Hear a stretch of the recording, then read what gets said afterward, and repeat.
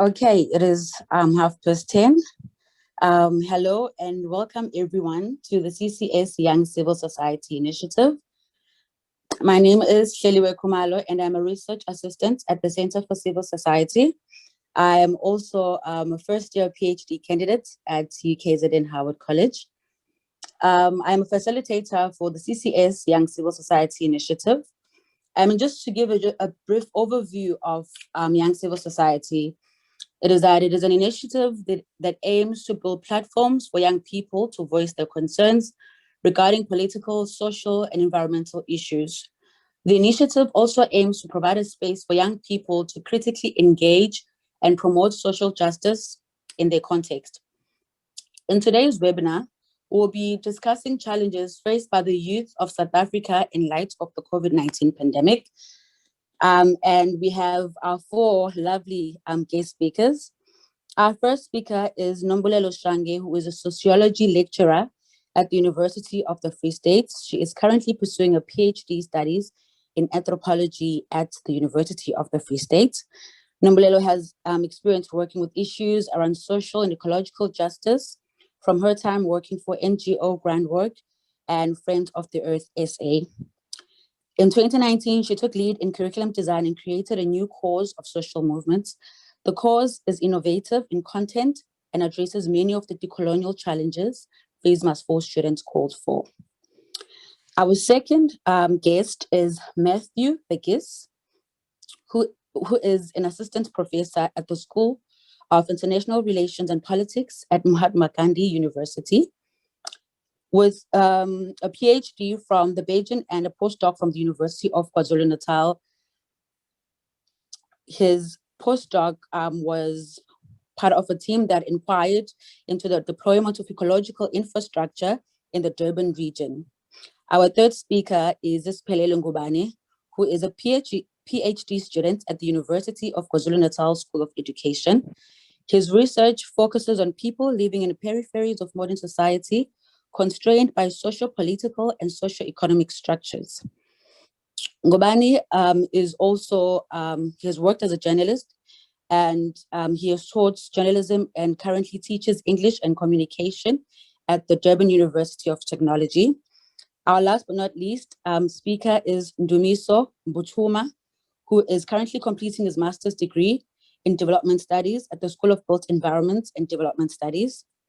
The key focus areas in his studies are agricultural development for small-scale farmers, food systems, and value chains. He has also worked as a research assistant for the Center for Environment, Governance, and Climate Change. Without wasting any more time, Nombulelo, you can take over.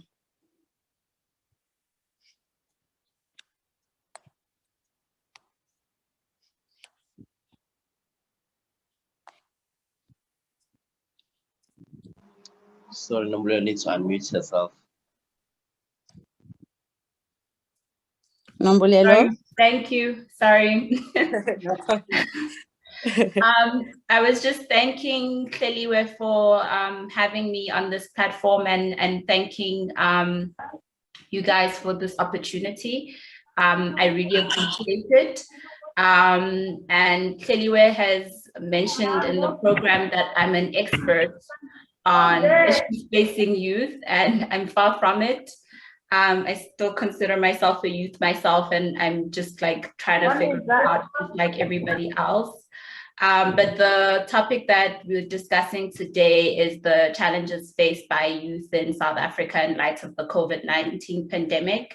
And my reflections are that these challenges are not new at all. A lot of these challenges are things that existed prior to COVID-19 as a result of our inability to adequately redistribute resources, opportunities, and of course this stems from our apartheid and colonial history. All this pandemic has done is that it has exacerbated and further highlighted what was already there. It's made it worse in a lot of ways for a lot of families. We saw, for instance, just in the beginning, in the first 3 weeks of lockdown, that reporting on gender-based violence almost doubled in just 3 weeks. And again, this is not a new issue. It's just that the conditions, the stressful conditions under which people found themselves in made it so that the already existing gender issues in South Africa were further made worse. If you fast forward to today, just a few weeks ago, students reignited the Old Fees Must Fall protests from 2015 and 2016, because arguably in a lot of ways, many of their families and their parents have lost jobs, are struggling to look after the household, never mind supporting them financially and otherwise for their education. So this is just a small reflection of what is happening currently. And of course, the youth are in the center of all of this, especially with regards to issues around protesting for free education, issues around increasing levels of unemployment, because we also see that the unemployment rates are disproportionately higher for the youth than any other age groups. So this pandemic has made has threatened rather people's material condition. We attach a lot of our sense of self and our sense of importance based on what we have and what we can access as a result of what we have. So when this is under threat, I think the youth and South Africans in general start to question themselves and their existence, and they question their belonging. We feel like we don't belong because I can't afford to send my child to school. You feel like you don't belong because you are living in poverty and it's stripped away your dignity. So we start to see ourselves as almost incomplete when we don't have certain things and we can't access certain goods. And I think the youth has also partly done this to the youth. It's added on to that anxiety and that questioning of self. I think the incompleteness also adds a lot of tension and stress, and it makes it even more difficult for youth to be able to access systems and things that they've always questioned or cared about, things like education, access to healthcare, employment opportunities. Because if your sense of self and your well-being is not full and complete, you start to believe that maybe the reason why you're experiencing certain hardships is not as a result of external factors, but as a result of your own incompleteness. Steve Biko is one theorist that talks about this a lot. He helps us make sense of Marxist material discourse in relation to Blackness and in relation to our own colonial and apartheid history. Steve Biko says to us, Black people start to feel incomplete when they look around their environment and they find that the environment is lacking. They find that their hospitals are falling apart and don't have the resources that they should have. Their playgrounds are not well resourced. Their homes are in bad conditions. Their streets are also inadequate or incomplete.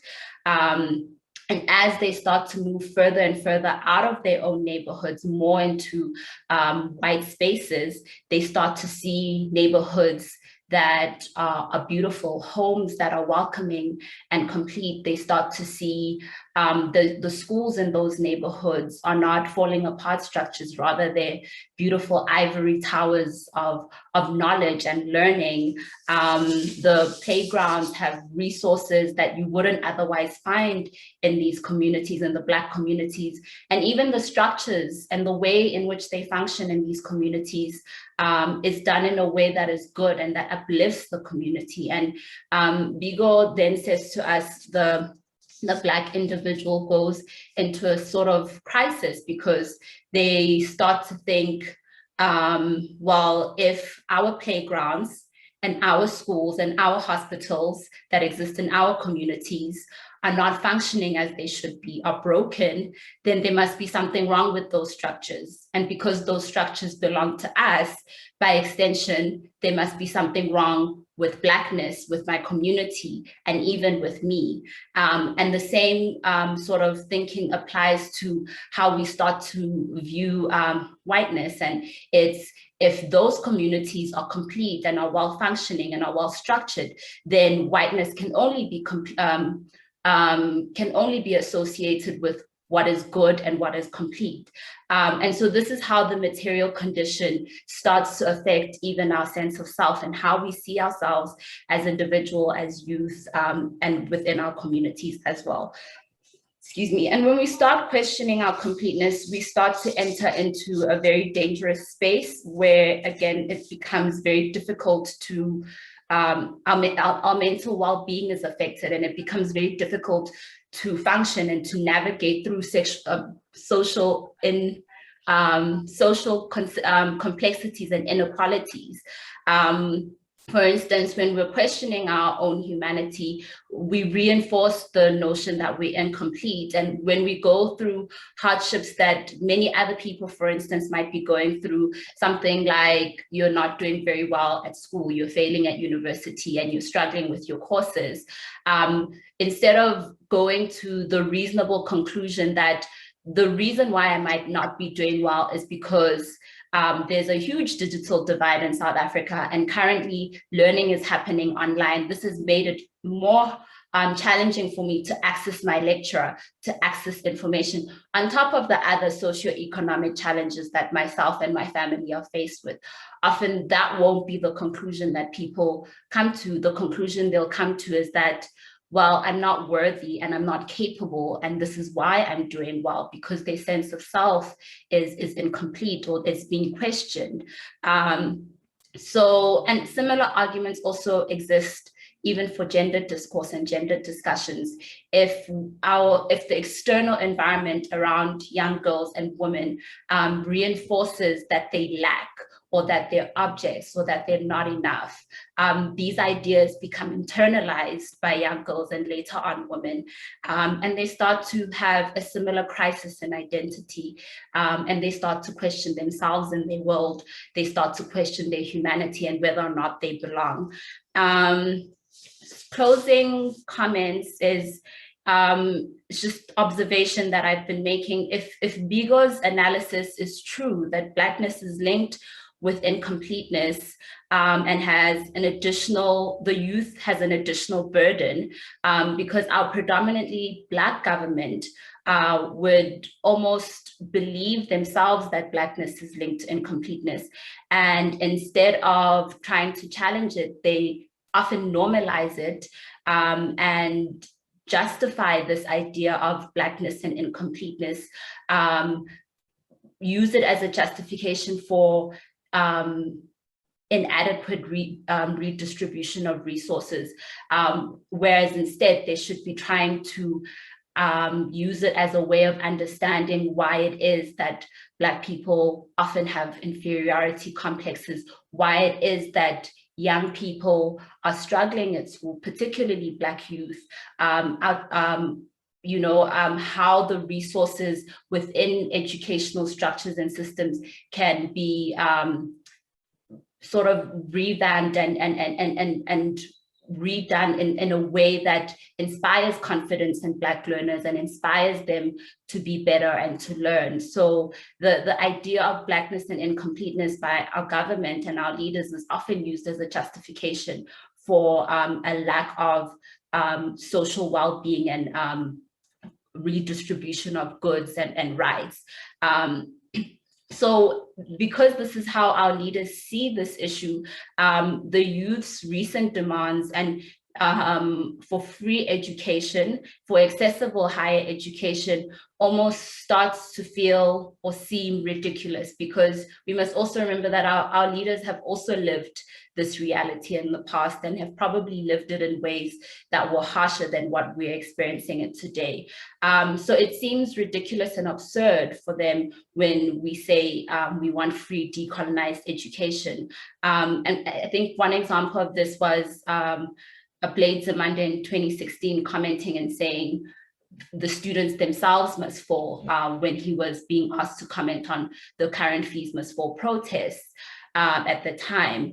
And this is just one example, but there's many other examples that we can pull from that we see how policy, how institutions, how even public statements that are made in a lot of ways carry on to reinforce this notion of Black incompleteness, and that we must just be grateful for what we have rather than sort of reaching for the sky.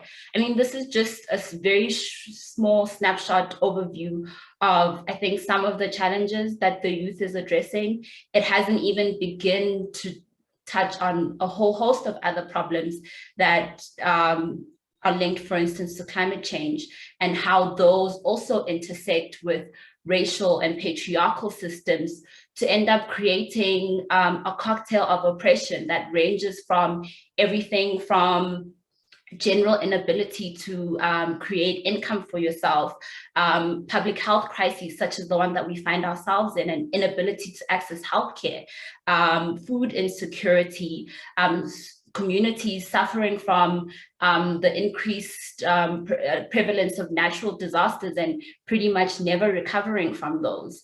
And sadly, once the pandemic is over, most of our family members, in the way that they've always done in the past, will rely quite heavily on us as the youth to start helping the family and the community to rebuild and to grow again. And in a way, it's a beautiful thing, but I think it's also an additional burden or stress that the youth of South Africa have to take on as a result of this pandemic, because you find yourself, for instance, freshly out of university, starting a new job, probably not paying very well, and you find that most, if not all, of your salary has to go to looking after other people, whilst you also have student debt and all these other challenges that you have to navigate through as an individual. Yeah, I think I'll leave it there. Oh, thank you so much. That was very insightful, Nombulelo, and that's quite true as well. Our next speaker is Matthew. You will be looking at the pointers of exception from the state of Kerala, India. Matthew, you can take the floor. Yes. Am I audible? Yes, you are, Matthew. Okay. I hope I'm visible as well. Yes, you are. Okay. Thank you. Thank you for inviting me to this collective interaction. And it's most of it will be totally new for me as a forum to speak with. But I'm quite sure that this is a very committed lot of youngsters who are into specific issues, as well as the broader backdrop of it in the context of the pandemic and allied developments. So I am Matthew. I work in the southwestern Indian state of Kerala, and I've been in South Africa, Durban, for a short while. And before that, I was pursuing my research in Bergen. And now the way I've structured my presentation is through three broad perspectives. And the way I've used exception as a category is also with that kind of an aim, exception to the norm, as it is usually understood as. And how is this particular state or a region in the larger national structure of India becomes an exception? And the three ways in which I try to look at it is, first, through a brief snippet into the history of how it became an exception, because, you know, for those who might not be familiar with this region. Second is a way in which how it faced the situation of the COVID pandemic as an exception. And three is the way in which it fares vis-a-vis the other regions in India as an exception. So these three are the broad frames that I'd like to work with.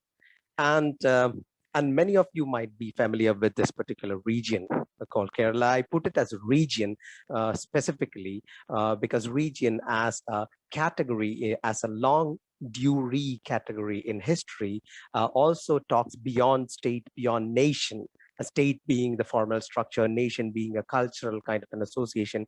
But region is also about lots of interconnectivities that this particular West Coastern Indian state has been having with different parts of the world through history. And being part of India is the last phase of it.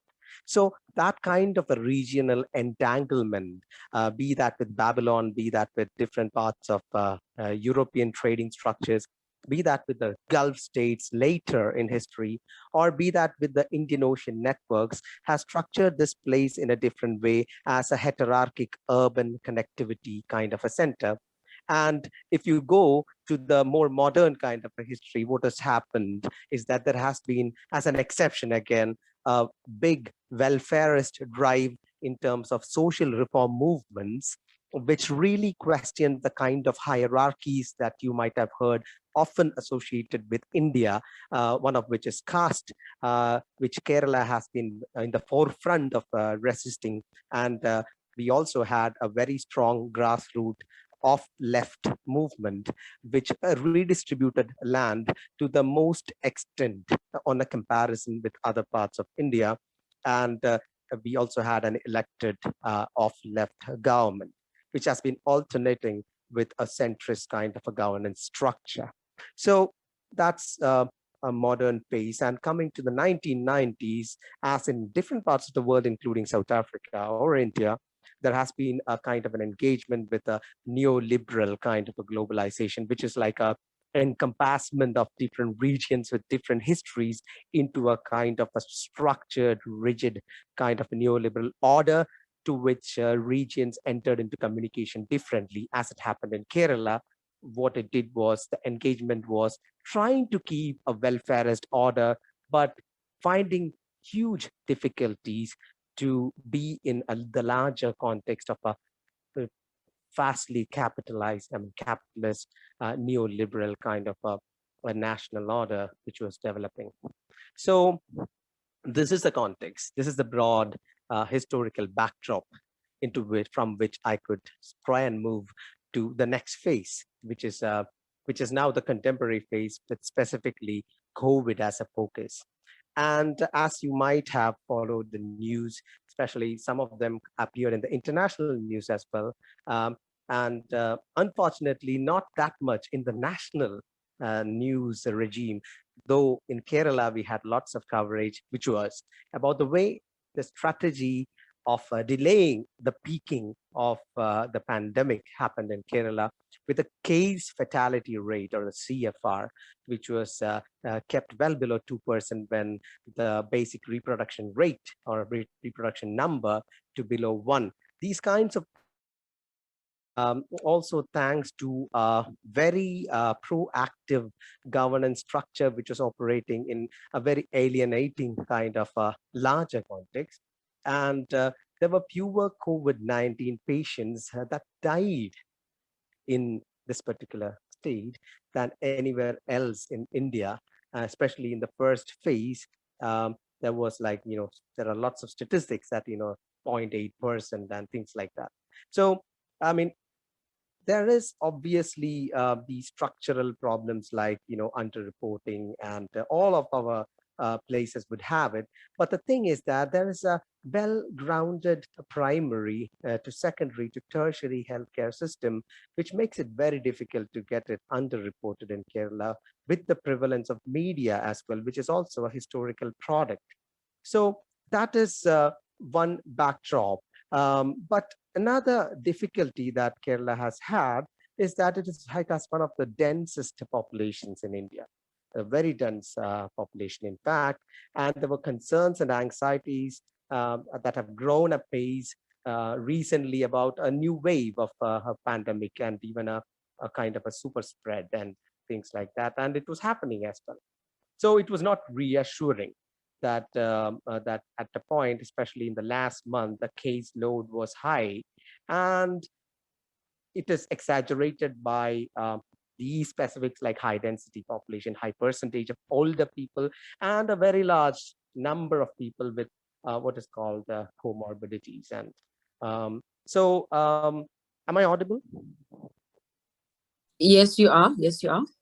Yes. So, so notwithstanding this kind of a surge in cases, the state or the governance was able to sustain a low death rate, far below on all India level. And it has also to be taken into account that these kinds of grassroots grounded kind of a reporting or grassroots welfareist kind of a structure, it might not be found in other parts of the Indian context at least. And this is also thanks to a huge infrastructural promotion to primary health care, district hospitals. These are decentered, robust healthcare systems, and also a kind of a drive, which is in the 60s and 70s, there was a major drive to the popularization of public science movements, and which had a deep impact on a general population to have scientific care to be adopted along with the measures taken by welfare state. Now, these the density that I've talked about, the kind of comorbidities, they create a difficult situation for the state. And now what comes out as a third phase of exception is with respect to the socio-economic structures which has been developing along with neoliberal regime across places, and very much so, I assume in the South African situation, in the United States, we've been seeing it a lot.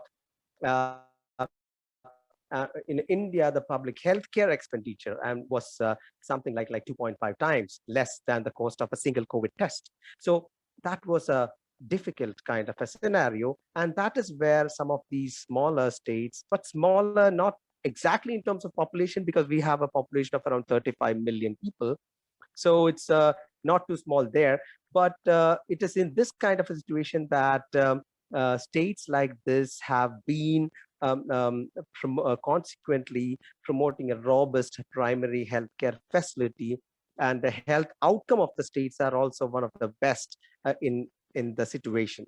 So the level of spending, I'm going a little bit into specifics. The level of spending gets reflected in the availability of public health services. Now, you can take the larger context, which are people like Amartya Sen, who is quite popular in academia, talks about, because it's not through a typical GDP kind of a proportion that we are having, but rather in redistributive economy that we are focusing more on. So with adequate doctors in place, for example, one kind of an impact was had.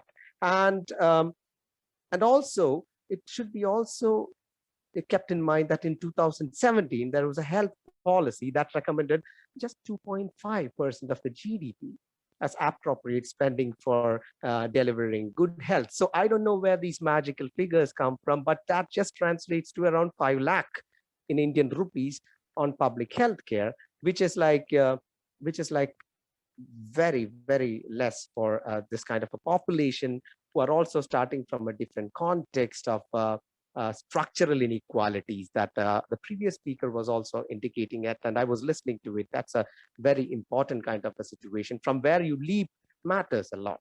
So, there are lots of associated things like huge informalities in job scenario. These are people who are in precarities, if I may put it, the precarities in which if anything goes wrong, they will be just ejected out of the system. So you saw people walking out of Indian cities. You might have seen it in visuals and photographs.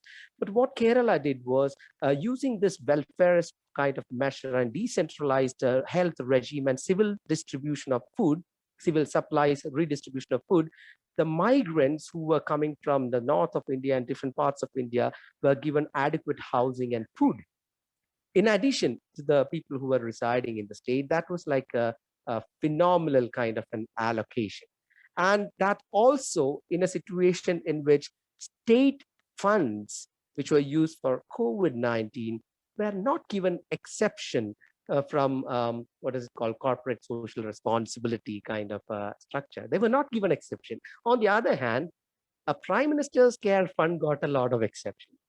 And on top of it, what happened was this particular fund, which was a new fund which was created at the national level, was out of the audit system.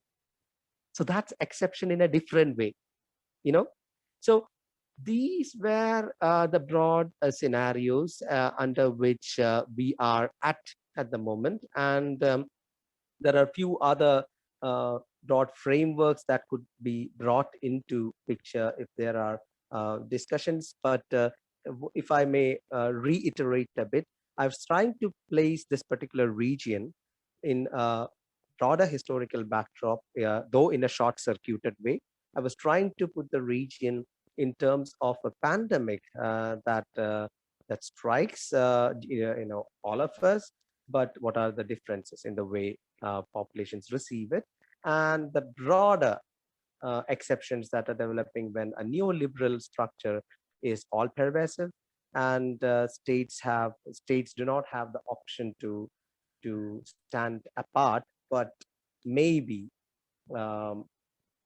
do something specific according to the broad backdrops. So these are the things that I could draw into at the moment, but I was focusing only on the pandemic, and I hope we can elaborate it a bit further. Thank you. Thank you so much. Thank you so much, Matthew. Some similarities here and there with South Africa. Thanks for your time. Siphelele will be reflecting on experiences within basic and higher education during COVID-19 lockdown. Siphelele, the floor is yours. Hi guys, can you see my screen? Yes, we can. Okay, so I'm also going to show myself. Okay, so my name is Siphelele Ngubane. I come from the School of Education. I am pursuing my PhD with the educational psychology discipline. Today I would like to reflect on the experiences that we had within basic and higher education. Okay, so the first one really would be to declare that my PhD study is actually focusing on highly deprived contexts, people who come from highly deprived contexts. Those are the people who are constrained, so their progress, so their chances in life are constrained by what you call socioeconomic and socio-political conditions. And they basically live, on the margins and the peripheries of the main society. So it's a retrospective study. We are looking at those who have already succeeded, but who come from such spaces. And the question is, what's the nature of their success? How did they actually come to that success? So my focus then, or the lens that I'm going to be using, or my comments are going to be within that framework of actually looking at people who are what we can call throwaways or disposables. I think Matthew, in India, you've got, I think it's called throwaways, yes. That's the term that they use for such people. It's people who are not valued, not because their lives don't matter or they are undervalued. Their lives have no value, but it is how they are treated by the state or the politicians. Okay. So I would like us to zoom into basic education. And what we see in South Africa is that because of our history, our colonial and our apartheid system that we've had, we find ourselves with South Africa, a dual South Africa, which is experienced differently by different groups of people. And in as much as we had what we call former Bantu schools, I have put that in inverted commas to say former, because in policy and in paper, the policy on Bantu school has been eradicated, but we see that basically very minimal things have changed to try and improve the schools that we have in South Africa, which were in the past designed to actually fail Black people.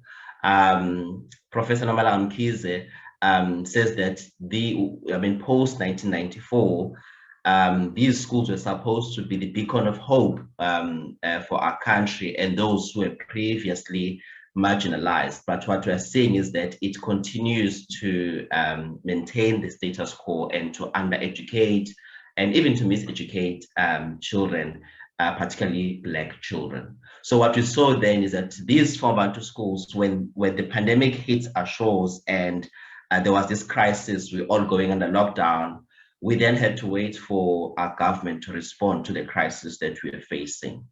And then what we saw is that former Model C schools and private schools, they also shut down because the government had called for everybody to be in their homes. But then what we saw is that they started widening and putting into full use their online facilities. And it is important for us to know that they already had those facilities, and it was like blended learning. It's what we call blended learning.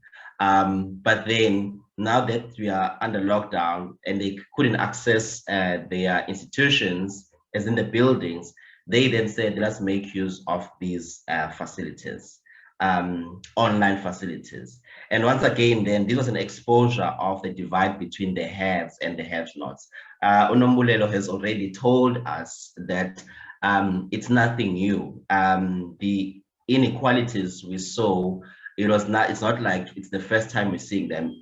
It was merely a reminder or an exposure of the problem, the big problem that we have in South Africa. So there's this a short documentary which I would encourage all of us to go look at on YouTube. It's called Some Children Are More Equal Than Others.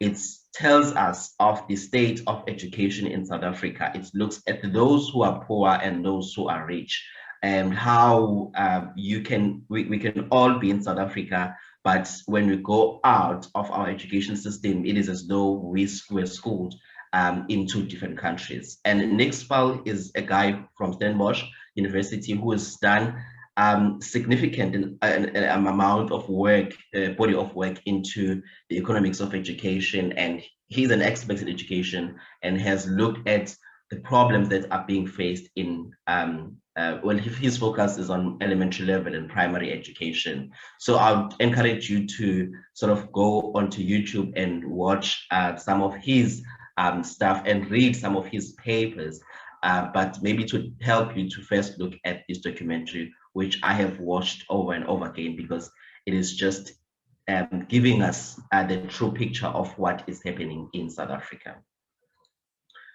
Okay, so my first point then would be that our public education system was already constrained, was already in crisis, because we have been complaining about the quality of our education, the fact that our curriculum is probably outdated, it's probably not addressing the problems we have in our society, and it is not responding to the dreams or the aspirations of our society. So for example, there's this exercise we used to do when I was doing my undergrad, where we looked at the budget speech, we looked at the state of the national address, and then we look at the investments that are being made.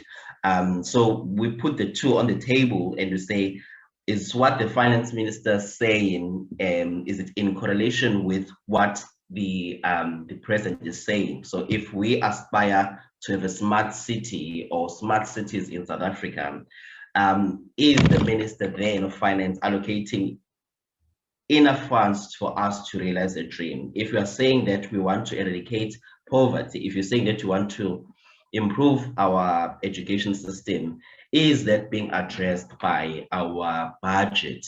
Okay, so what we saw is that most learners were left behind. And yes, the numbers are there.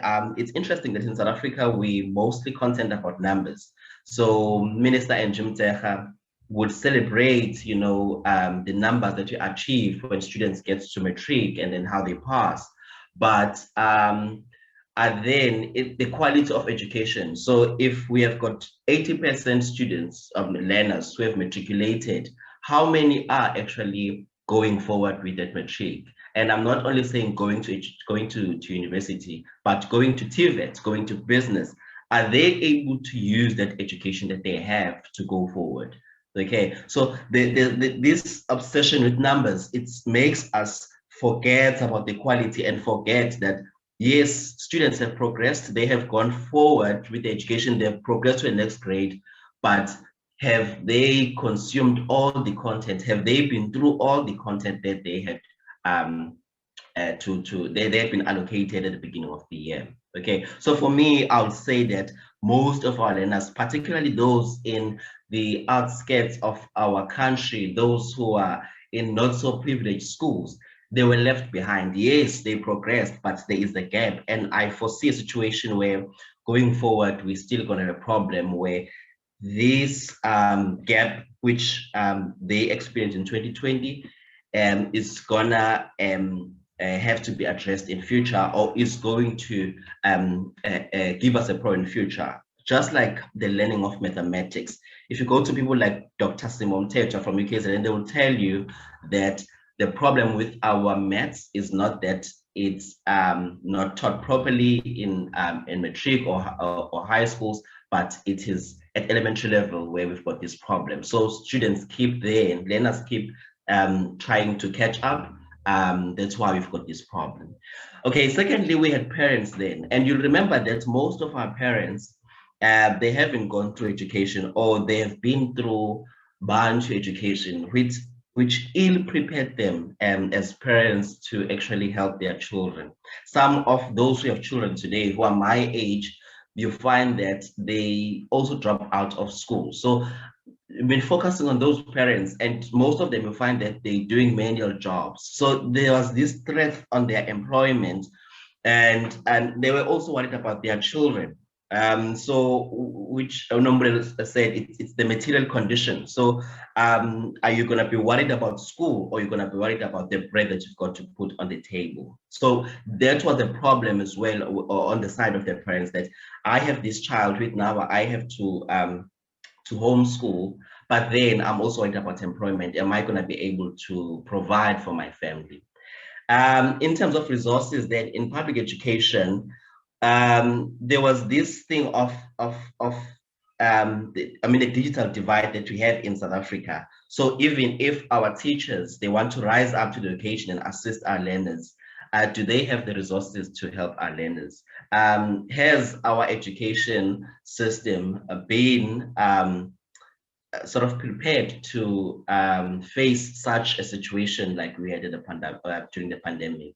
So the issue of resources as well was a problem. And the major one as well was looting then. So we are in a crisis. We are trying to make sure that things work. We are trying to build infrastructure, which is not going to help us during the pandemic, but also in the future. We need to have infrastructure that is going to, because we are entering the fourth industrial revolution. For those who still believe we're entering, and some believe that we're already in the fourth industrial revolution.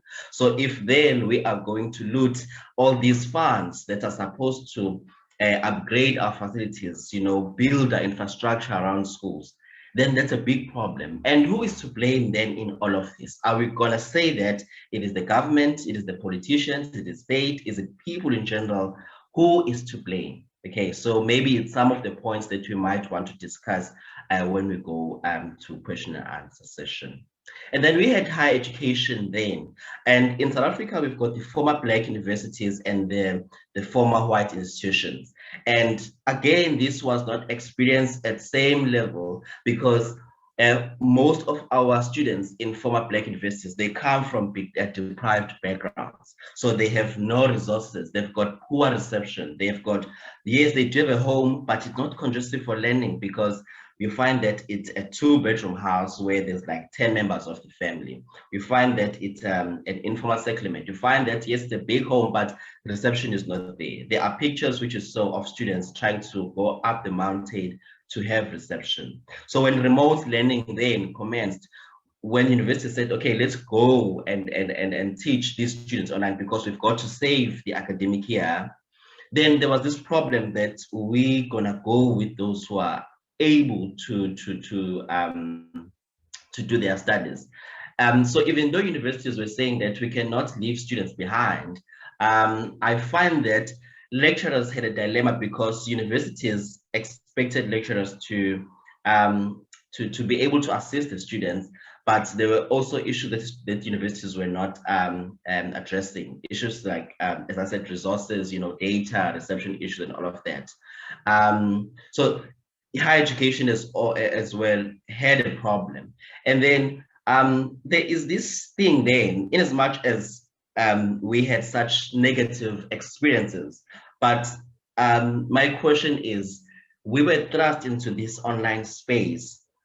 Could this be an opportunity or a chance for opportunities or a crisis? That's another note I want us to look at, to say, we have been saying that we are slow in getting into online because what we're doing here, other countries are already doing. So has this pandemic then disadvantaged us, or it has actually pushed us into a space where we've got no chance but to enter the online space?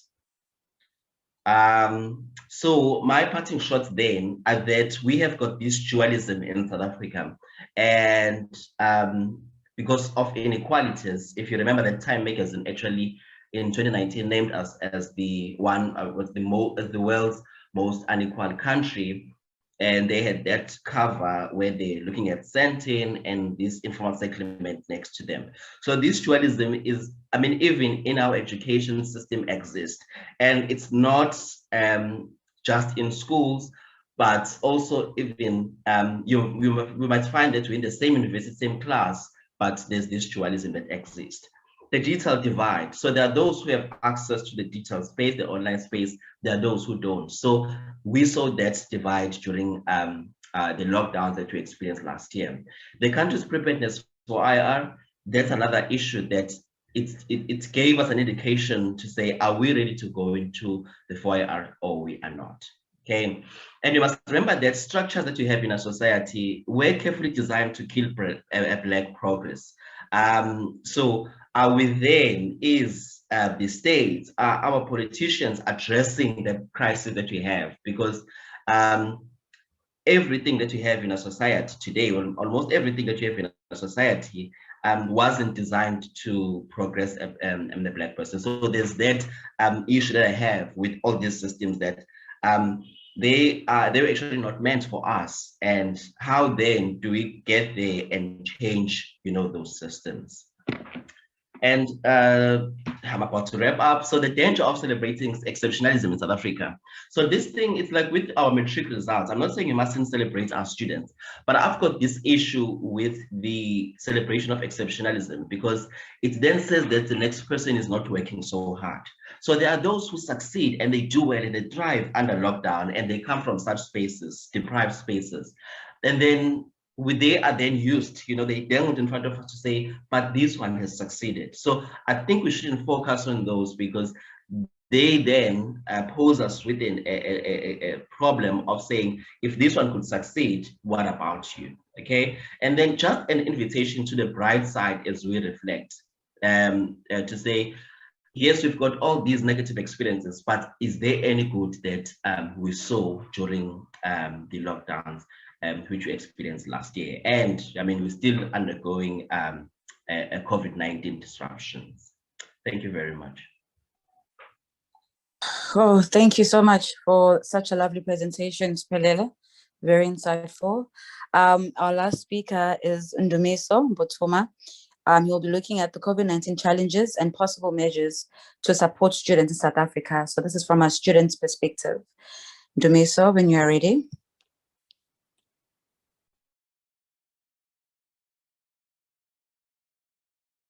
Oh, can you guys hear me? Yes, we can hear you. And yeah, you're sharing your screen. We can see your presentation. Okay. Thank you very much. Clearly, do tell me if I'm talking too fast. I do have that problem sometimes. No problem. I know you. Okay. Yeah. Hello, everyone. Thank you, Clearly, for this opportunity. So I'm just going to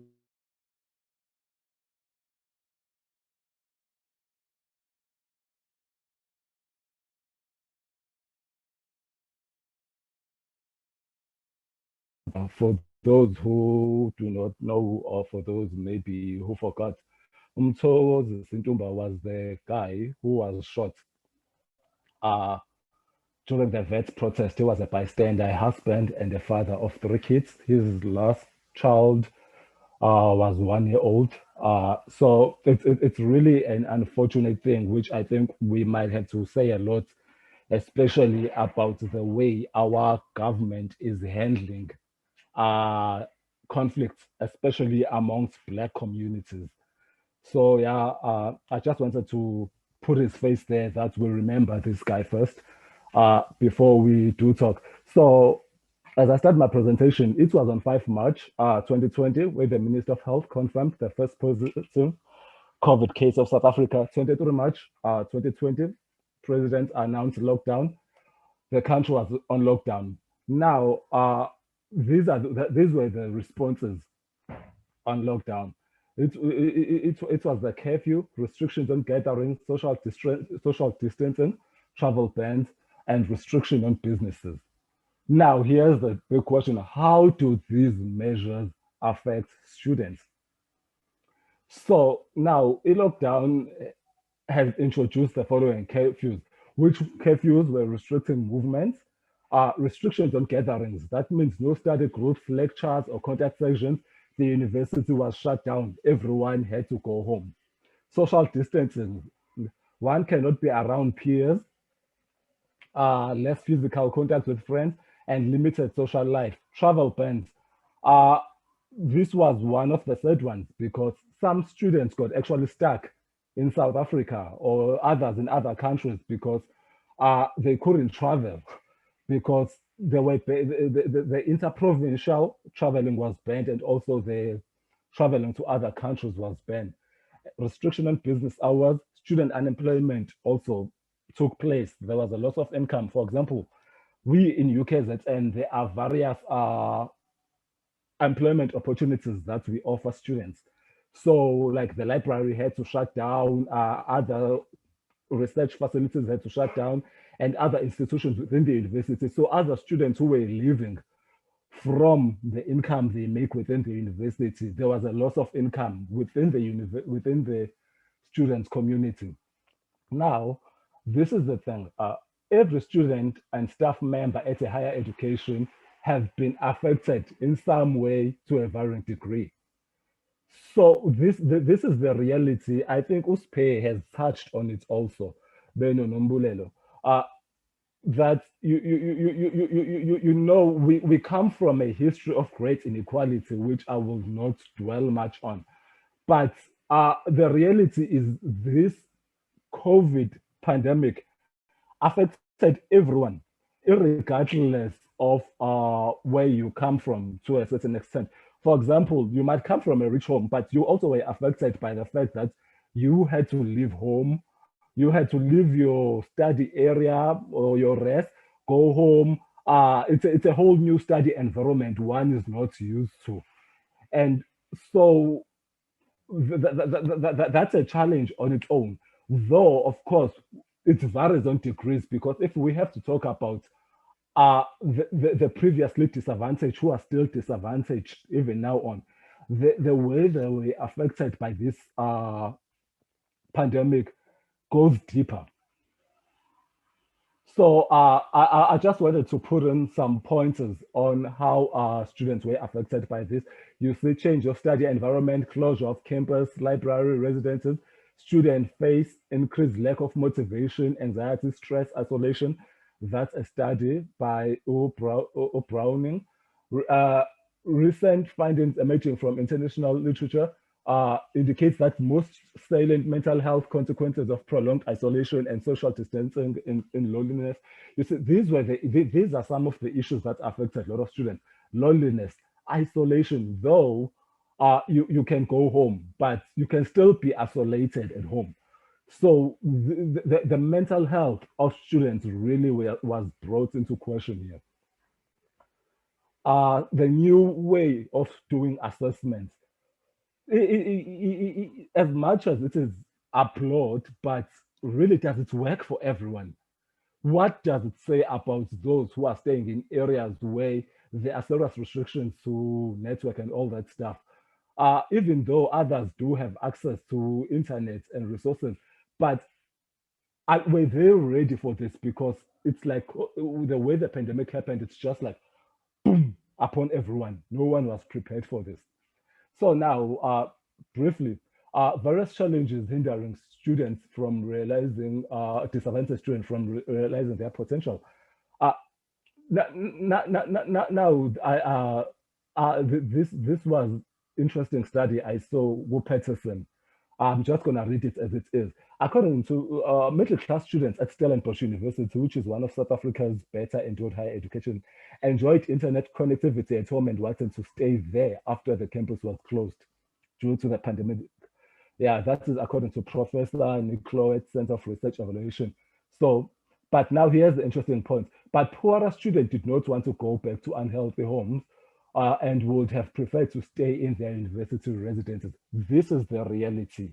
This is where the issue nombulelo, the blackheadness being linked with incompleteness, that normalization and justification of the poor provision of resources towards the previously marginalized people. That's where it still comes in and be a problem, because when these students go home, there are factors that constrain them from enjoying the privilege of education. I think here I wrote some, which is like GPV, home chores, electricity network, retrenchment, high rate of unemployment. There's just a lot of things that affect students. So based on the issue of pay, on what Pay was saying, historically disadvantaged students in rural areas have fewer resources to support their students and teaching staff. So this is the reality. The previously Black universities and previously white universities, the inequality there is still real.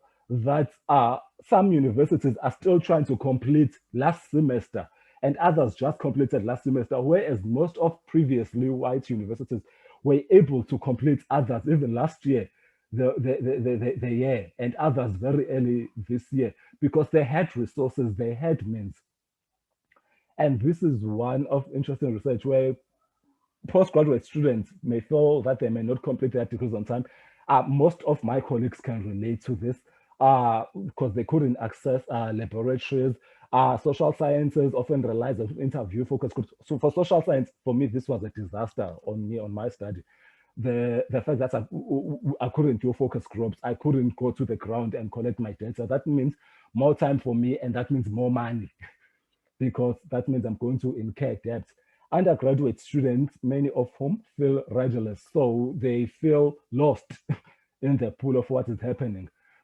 And this is another issue that is very unfortunate, which led to these student protests to a certain extent. Although they are old, but I feel like COVID did contribute, because universities increased fees. And the student debt is almost 14 billion rand. You see, there's historical debt. The problem is students are unemployed. So this issue of historical debt depriving students, for example, in UKZN alone, we have a lot of students whom I know who registered for their postgrad studies, but they never got to finish it because they were financially excluded, because they are not working. And this is the reality. And there's politics around free education, because I remember 2015, the country did speak a lot about this. For example, President Jacob Zuma, before he left office, he promised students free education. Recently, after the death of our fellow brother, Evet, who spoke about how the ANC government is going to ensure that there's free education, it's must, speaking to students about it. Hence, if you go to ANC, there's a whole division itself. So there's a whole lot of challenges then. And here are a few measures. The COVID-19 is a catalyst for change in higher education sector, moving towards a more technological. So we can see this as a catalyst for change, as a catalyst for government to bring development in rural areas, in spaces that are dominated by Black people. So this actually can be seen as a driver for development, but only if there's political will to bring that development to the people. Of course, students should be provided with traditional resources, books, manuals, chat posts, and others, like laptops, tablets. So these are resources that are needed to cover the gap so that students do not feel left out because they come from disadvantaged areas. So this is my closing line here. So student accommodations should also be made available for students. Those who cannot cope with remote learning, there should be a system where policies need to be looked into because this is a new way of living. So they need to be a drawing board where we are saying, how are we going to create policies that will look at disadvantaged students and students who are struggling because of various reasons to meet up, to measure up to this issue of COVID and their learning. So this is time for university and staff for university staff and students to come together and find ways to find better ways of supporting and mentoring each other as fear, anxiety, and uncertainty fills the heart of many. So I feel like really in closure, we need university staff to come meet us halfway. We need students to come together, and we can't wait for government or for the big university management. We need to work together and we need to hold each other in supporting each other through this tough time. Yeah, thank you very much, Hleliwe. Thank you so much, Ndumiso. Thank you for such a beautiful presentation. So now it is 11:30. We'll be taking questions and answers. So you can either write on the chat or you can unmute yourself and ask questions if you have any, or if you have other statements that you'd like to make or suggestions, please feel free to do so.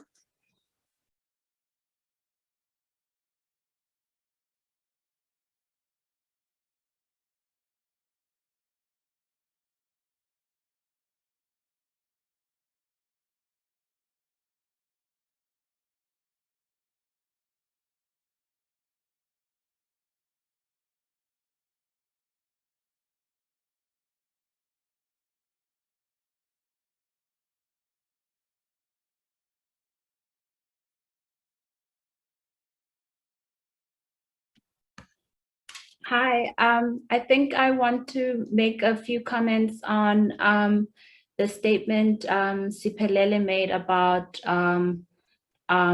it's not really a question, but he's also welcome to comment after I've made the comment on lockdown and the sort of forced move into the digital space and into 4IR, if it's a crisis or if it's an opportunity. I think in a lot of ways, obviously, I think it's complex and nuanced, and in a lot of ways, it's a bit of both. But for me, I see it more as a crisis because prior to lockdown, a lot of the, one of the drawbacks of social science is that there haven't been enough engagement on the issue of 4IR, and when there is engagement, often it's not the right stakeholders that are in the room to kind of hear concerns with regards to how this 4IR revolution is going to affect ordinary citizens and people. But I also see it as a crisis because you see throughout history, even with the introduction of the other industrial revolutions, that when people are left behind, and I suspect this is what's going to happen because, now we're moving from a sense of urgency. We're moving as a response to a crisis rather than at our own pace to say, okay, what do South Africans need in order for this thing to succeed? How do we meet the global community, and how do we kind of grow together? So it's almost like a repeat of history, but in a way that is even more outside of our control. We found even with for instance, the first industrial revolution and the introduction of the sort of capitalist foundation of mass labor and new technologies that were being developed to ensure that society was being launched into this first industrial revolution, this left a lot of people behind. The technology advancement ended up superseding the needs of the people, and technology is supposed to work to advance us as people. We're not supposed to work to advance technology. And I think what has happened with this lockdown is just a repeat of history, where technology is driving the change rather than us. And as Dumiso also mentioned, this has created huge issues just in higher education alone, problems around the digital divide and how those have affected the quality of learning. And so for me, I see it as a big crisis. And I think as much as there's opportunity there, for now, I think the crisis overweighs the opportunities. Thanks, Nombulelo. It is a crisis, and I think it's a crisis in relation. So the fourth industrial revolution and sort of the online space is a crisis in relation to the state of our country, and I believe that development evolution sort of is inevitable. We're gonna have to move forward, and maybe the question, I think I asked that question previously, is who is responsible? Why are we finding ourselves in a situation where we are not ready to be in line with the developments? Yes, I'm not saying that we were going to escape the disruptions and the attack that COVID-19 had on us, but I'm saying that we are far behind and we are not ready. And I'm troubled that in South Africa, we've got this wait and see approach. I mean, it's clear on higher education. It takes for the students to protest, being in clash with police services, security, campus security, before higher education sort of responds to the needs of the students. And it happens every year. So for me, it's like, it says to me, our government is capable to get us in line, to develop us to a position where we are able to enter the online space through proper infrastructure, through proper education. But there's this approach that they use that, okay, let's wait. Let's just give them the bare minimum. And should things go south, that's the only time we are going to respond. So for me, there are so many opportunities within the fourth industrial revolution, but it is a crisis in South Africa in the current state that we're in.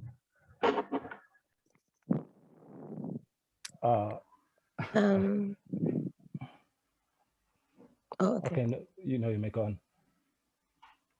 Oh, thank you. Good day, everybody. This is Unjabulo. I'd just like to add on the statements posed by Sis Nombulelo and Siphelele. Siphelele, what you just mentioned right now regarding the fact that our government is quite capable. I look back at the so-called structural adjustment programs, the SAPs, where compromise has to be made in education, health, and obviously the economic sector of a country in line to the agreements, the structural adjustment agreements that have been signed from when our countries or our first citizen at that certain time agreeing on loaning from the IMF and the World Bank. So in terms of, I think it's now more of an an aspect or a state of being forced into actually moving into these and actually implementing these structural adjustment programs in such a way that before it would be quite evident that, okay, there is some sort of lack within the education or the health sector, or within even growing the economic aspect or stance of the country. So now it's more of, it's right in our faces, and we're actually seeing being deprived our education systems, and even within higher education. That is all in line, or it's aligned with the underdevelopment or the continuous dependency that African states or third world countries should entirely depend on your first world or your European and your Western countries. So I'd like to think it all boils down to, or the foundation of being left out in the 4IR, and seeing, even, I mean, with the rollout of vaccines in South Africa, I know this is still the trial era, but the way that it's being administered, or the way that it's being controlled, it's not really up to par with the standards that should be put in place in trying to assist people. So with Siphelele, in your presentation, you mentioned the inequalities in South Africa, which is quite evident. You know, the haves and the have-nots. Those who are going to be left out, those who are going to, I mean, South Africa is part of the developing countries, but we're not, even those who, the haves, the ones that actually do have in our country, you wouldn't really measure them up into your, equate their haves to the ones of those. I don't know, maybe some people do, I don't know, but you wouldn't equate it to those from your European countries. Obviously, their governments or their states, you know, subsidizing health and education, and even allowing or enabling for the growth in industries and the economic sector in their own countries. I know I've been rambling, but I hope I made sense in what I was saying. Thank you. Yes, you did. You did, Njabulo. Thank you so much. Spe, are you going to respond to Mahle's question? Yes. Thanks, Njabulo, for your contributions. So Mahle, yes. So Simo is making interesting points, you know, about our approach to education, particularly math education. So if the syllabus is the same, yes, because public education is the same syllabus. Mahle, you notice that I spoke about dualism and the fact that, yes, in when we look at our policies and the paper, we are in the post apartheid, post, you know, colonial era. But some people would say, no, we are in the post 1994 era because something happened in 1994. But we cannot call that post, we cannot say we are in the post apartheid South Africa, because the disadvantages that we saw before 94 are still here, they still exist. Some of them are not sort of visible on the naked eye, but they are within the system. Okay, so yes, the syllabus is the same, but are the schools then having the same infrastructure to be able to teach children equally? Okay. Secondly, we've got a big problem on our teacher education and our recruitment. Mahle, if you go around your community and ask people about a B.Ed, who is likely to go for a B.Ed? What are people's attitude towards this degree? I'm going to tell you about my experiences. I come from a community where people will tell you that I don't know what to do. I won't be doing engineering. I won't be doing health sciences. I won't be going for the arts. Maybe let me just go do a B.Ed. Okay, I'm not saying that's everybody, but that's the troubling attitude I'm seeing from people where we seem to be having people who enter the space just because I don't have anything to do. But yes, we do have good teachers and those who have been longing to be teachers. But I want us to move away from what we're saying about the government, because at the end of the day, we are equally responsible. So as parents, we've got to take part and be part of our learners, of our children's education. But remember that we've got parents who are products of the Bantu education, who are not able to assist their children. Parents, yes, they may be able to assist their children, but they are working from 6 to 6. They get home, they are tired, they can't do this thing. They have all these other things that they need, which prevent them from actually taking part in their children's education, parental involvement, which they cannot do. So it's then education as well, on how we speak about education in our societies.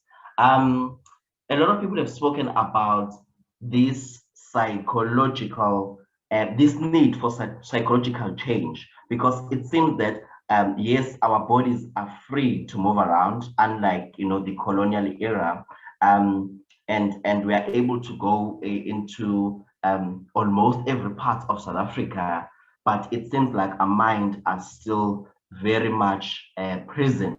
So how then do we change people's perceptions and people's attitudes towards education? So I'm not saying that the government is solely responsible for all the failures we are seeing in our society. We, as well in the society, as people, we would be able to change things and contribute to solutions. But many of us can't do so because we are also experiencing challenges of our own. Thank you. Thank you, Spe. Dumiso, you had something to say, sorry. Would you still like to say something? Yes. Okay, thank you, Shirley. I was intrigued earlier by the guys like Ospe, Nombulelo and Nunjabulo, and what they were talking about this whole idea of the fourth industrial revolution and this whole technological development. And it's got me thinking, Ogutu, when we are talking about inequality, because that's something probably I don't think we over talk it per se, because it is the reality. But imagine in my house, someone will have a laptop maybe of 7,000 rand in a house where there's no one working, where there's no food to eat, because probably they were given the laptop by the university or by government to use to study, in a community surrounded by unemployment and lack. And I see a problem there to a certain extent. Not that I'm discouraging the rollout, but I'm seeing how deep inequality can go, that technology can be forced. Fourth industrial can come on people's lives by force, but really, to a certain extent, it can't measure up to basic needs and to the basic instabilities in people's lives. For example, I can have a laptop cost 7,000 rand, and there's no food, there's nothing to eat. Like one of the most dangerous things that might happen is that my laptop might get stolen. It might get stolen by my neighbor or by someone else, or even by my own cousin, maybe, who wants to go and buy food. Because the rate of crime in South Africa, scientifically, there are arguments that it's because of lack of employment and poverty. So also, Nami, in this space, we are bringing in this technology to hungry people. So to a way, I feel a challenge there. It's not a question or anything, but it's an observation that this technological development, without addressing the basic needs, can really give us a problem or a new challenge to a certain extent. Thank you. That's very true. I think it was Siphelele who mentioned how online learning has pushed us to adapt. I think it really it builds to that argument. Do we have any more questions? Can I say something just to respond to Jabulo? It's going to be short. Okay. Yeah. So yes, Jabulo, it's true. We've got that situation where people, you know, they've got this. I've got this device in my home, and then we pull up. My parent has to sacrifice buying this basic thing and sort of get me my laptop or my device that I need for school. But my problem then is that, are we saying that we want people to be permanently deprived and not taking opportunities that are there? And I do agree with you. I fully agree with you that the state we're in South Africa is putting us at a huge disadvantage, and many of us won't be able to take advantage of the opportunities. And it's going to be mainly the children of the rich who will be able to take opportunities. And that's going to increase the already you know, skyrocketing inequality in our country. And so my problem is, so let me give you this situation. Yesterday we were celebrating Umam Nokolo, who says that she started at the SABC as the typist. So if Umam Nokolo said, I'm going to be the typist throughout my career, would she still have a job in 2021? So if someone was, another situation, if someone was selling typewriters, had a business and was selling typewriters in the 1930s, and they did not want to sort of go on with the change that we are seeing, would they still be selling typewriters today? Or if they decided, let us change then from selling typewriters to selling computers, laptops, you know, that's the situation. So yes, I acknowledge that we are hugely disadvantaged in South Africa, but I do not want us to get left behind. I do not want children of the poor, those who are in the peripheries of our society, to get left behind. We also deserve good things. We also have to take part and grab the opportunities that are coming with the fourth industrial revolution, because there are new careers. Okay, before we even had what we called IT. When I left school, IT was the thing because it was like a new career, but it wasn't there, or it wasn't so big in the 90s. And that's because of developments in our technology. So I'm not saying that let us just continue the technology, let's just continue development.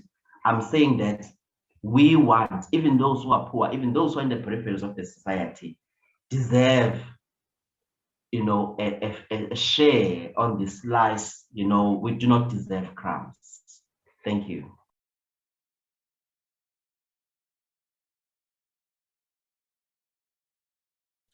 Thank you, Spe. That was very insightful. We also have a message from Ronald Bafana.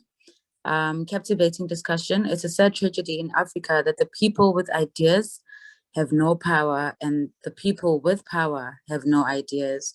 And that is true indeed. But I think overall in the discussion, what I've gotten out is that online learning has pushed us to adapt, and the current situation that we're in South Africa as well sort of pushed us to adapt, even though we are still faced with vast inequalities in our country, and it's a true tragedy.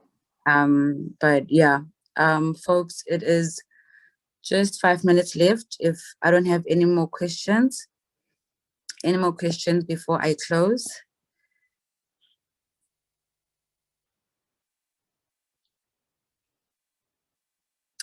Okay, I'll be wrapping. Thank you so much. Thank you to Mel for organizing this event. Thank you to my guests. Thank you, Nombolelo, Matthew, Siphelele, and Dumiso for your contribution. Thank you so much for presentations. Participants, thank you for taking part and taking time off from your busy schedule to join this webinar. Thank you so much. Enjoy the rest of your day. Thank you. Thank Bye. you. Thank you, all of you. Yep.